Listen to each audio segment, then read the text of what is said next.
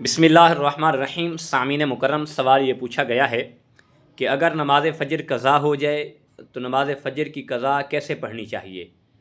और दूसरा सवाल ये किया गया है कि नमाज फ़जर की जो सुनते हैं क्या ये फ़र्ज़ों के फ़ौरी बाद पढ़ सकते हैं, यानी फ़र्ज़ पढ़ने के बाद भी ये सुनते पढ़ सकते हैं। इस बारे शरई हुक्म क्या है, रहनुमाई फरमाएँ। जी, अस्सलामु अलैकुम व रहमतुल्लाहि व बरकातुहू। जो मसाइल और सवाल पूछे गए हैं, इंशाअल्लाह अज़ीज़ अल्लाह के फ़ज़ल व करम से आपको उन सवालात के बारे आगाह करने जा रहे हैं। ये सोशल मीडिया पे जो हमारे मसाइल आते हैं ये आपके लिए बहुत बड़ा फ़ायदेमंद हैं। आप इनको सुना करें और दूसरे लोगों तक भी ये वीडियो शेयर किया करें, लाइक भी कर दिया करें और शेयर भी कर दिया करें, और ये आपको बहुत बड़ा फ़ायदा होगा। और यकीनन देखें, जो सवाल पूछा गया है कि फ़जर की नमाज़ कज़ा हो, यानी कज़ा हो जाए तो किस टाइम तक आप पढ़ सकते हैं। तो यकीनन याद रखिएगा कि ये ज़िवाल का टाइम जो है, यानी 12:20 पे जो 10-15-20 मिनट का दौरानिया है ज़िवाल का, आप इससे पहले पहले यानी ज़ोहर के नमाज का वक्त शुरू होने से पहले पहले आप पढ़ सकते हैं। और यकीनन याद करें रखें कि आप इसमें ताख़ीर ना करें, लेट ना करें। अगर आपकी नमाज़ कज़ा हो गई है तो आप उठें, वज़ू करें, वज़ू करने के बाद फ़ौरी आप उसे कज़ा कर दें, फ़ौरी पढ़ दें। आप ये ना कि सोचते रहें भी पढ़ लेंगे, वक्त गुज़रता जाए, हत्ता कि वक्त इख्तिताम पे आ जाए, तो आप यकीनन ऐसा नहीं करना चाहिए।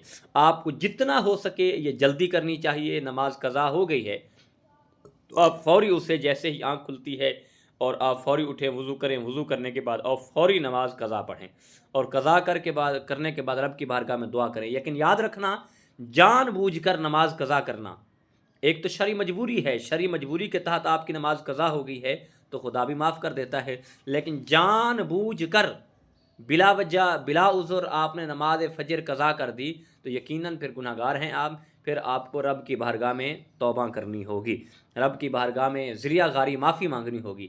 लेकिन हमारे बहुत से मसाइल ऐसे हैं। और दूसरा मसला जो पूछा गया है कि फ़जर की सुन्नतें फ़र्ज़ पढ़ने के बाद भी पढ़ सकते हैं, तो यकीनन याद रखें, हमारे माशरे में कुछ लोग ऐसे हैं कि जो नमाज फ़जर पढ़ते हैं, अब के इमाम नमाज में होता है, यानी जमात करा के किरात कर रहा होता है, तो पीछे लोग आके सुन्नतें अदा करना शुरू कर देते हैं।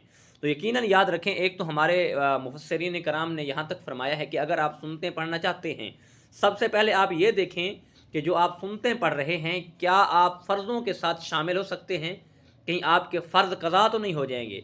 अगर आपके फ़र्ज़ कज़ा ना हो, आप शामिल हो सकते हैं तो नमाज मुकम्मल पढ़ सकते हैं, तो फिर तो आप सुन्नतें पढ़ सकते हैं। लेकिन ये भी याद रखें यकीनन कि हमारे उलमा ने लिखा है कि सुन्नतें पढ़ना चाहते हैं तो बहर साइड पे ऐसी जगह पे पढ़ें कि जहाँ किरात की आवाज़ आपके कानों में ना आए, यकीनन इस तरह पढ़ें। लेकिन आप याद रखें कि फ़जर के फ़र्ज़ों के बाद अगर आप सुन्नतें अदा करते हैं तो ये इमाम शाफ़ी रहमतुल्लाह ताला अलैह के कौल के मुताबिक, जो इमाम शाफ़ी पे अपना ईमान रखते हैं, तो वो सुन्नतें फ़जर के फ़र्ज़ों के बाद नहीं पढ़ सकते। इमाम आज़म अबू हनीफ़ा पे जो ईमान रखते हैं, इमाम आज़म अबू हनीफ़ा ने और सख्ती से मना किया है।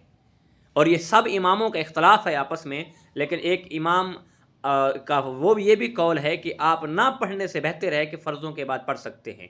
इमाम मालिक का गालिबन ये कौल है कि आप ना पढ़ने से बेहतर है कि आप फ़जर के फ़र्ज़ों के बाद ये सुन्नतें पढ़ सकते हैं। कि बाज़ औक़ात लोग नहीं पढ़ते, काम में मसरूफ़ हो जाते हैं, कारोबार में, तो ना पढ़ने से बेहतर है कि आप पढ़ सकते हैं। लेकिन इमाम आज़म अबू हनीफ़ा ने बहुत सख्ती से मना किया है कि आप फ़र्ज़ों के बाद सुन्नतें नहीं पढ़ सकते, और सुन्नतें जो हैं फिर, और जो सूरज निकल जाए, सूरज निकलने के बाद फिर ही आप पढ़ सकते हैं।